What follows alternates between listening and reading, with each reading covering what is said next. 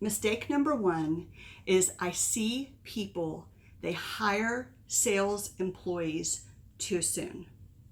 Now, what do I mean by that?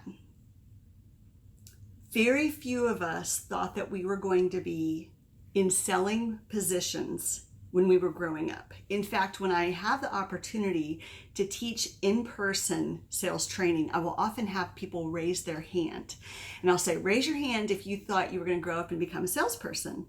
And I'll tell you that in the dozens and dozens and dozens and dozens of times I've done this, I've had about 3 people ever who have raised their hand and said, yes, when I was a child, I aspired to be in sales, and I thought that was what I was going to do.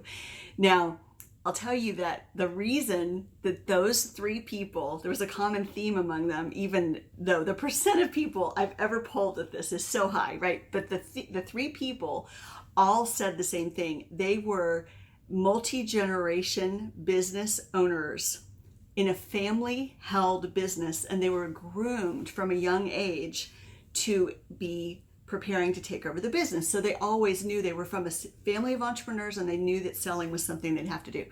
Most of us and most startup business founders, whether you have a service company or a product company, you had a great idea and you started to think, hey, I could patent this idea, or hey, I bet other people would pay me to perform the service.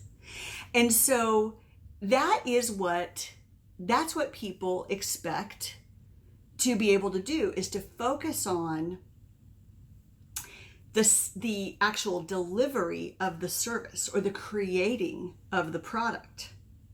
Now, the problem with that is that you won't have a company if you don't have sales, right? And so pretty soon, right after you've first sold to friends and family, you've gotten that anchor client, you're getting started, someone has agreed to pilot your idea with you, to test your minimally viable product, or to let you do some services for a low cost or for free in exchange for an opportunity to do the work together. What happens is all the things that we think about sales enter our mind and they enter our heart, and we hear the self-talk, and we start to be facing the issues about selling that really concern us. Let me share something with you. This word cloud, these are real words that I have collected by polling people over the last couple of years. When I lead longer training sessions, I will put a slide up and I will say, when you see the word sales or you see the word salesman, would you list the words that come to mind, just top of mind? Would you list these words for me? And these are what people say. This is overwhelmingly, this is what people say. I don't prime them. I don't tell them to say negative words.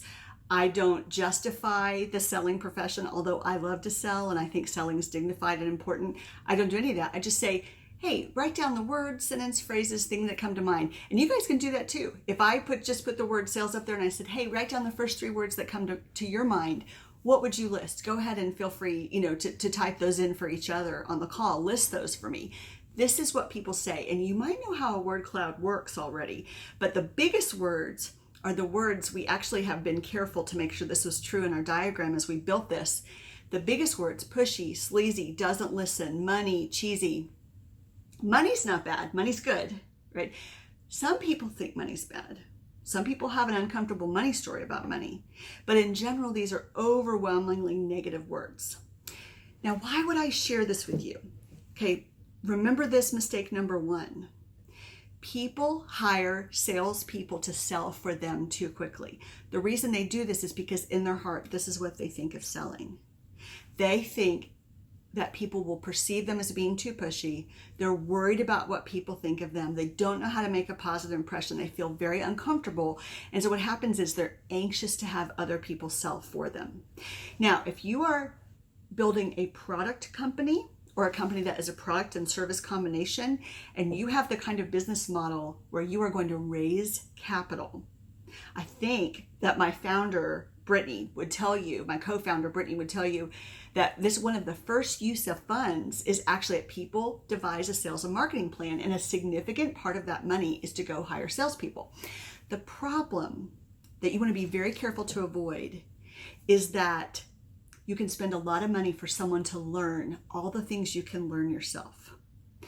When you work with Founders Compass, we want to help you with this. We can help you understand what questions to ask potential customers to guide the conversation, to diminish the fear, okay? Because nobody wants to be perceived. These are yuck words. Who wants to be compared to a used car salesman? Nobody wants that.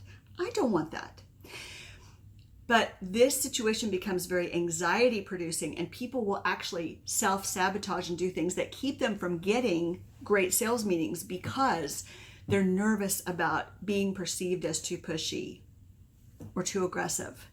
And so hiring other people to sell for you before you have figured out exactly what it is that you're offering, how you're going to price it, how you're going to structure it. Maybe you're going to sell through resellers. Maybe you're going to develop some strategic partnerships. Maybe you're going to hire direct salespeople eventually.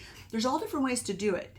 But one of the key mistakes I've seen in working with startups for over 15 years is that they spend a lot of money paying the salaries of other people while they're still learning things they could learn less expensively.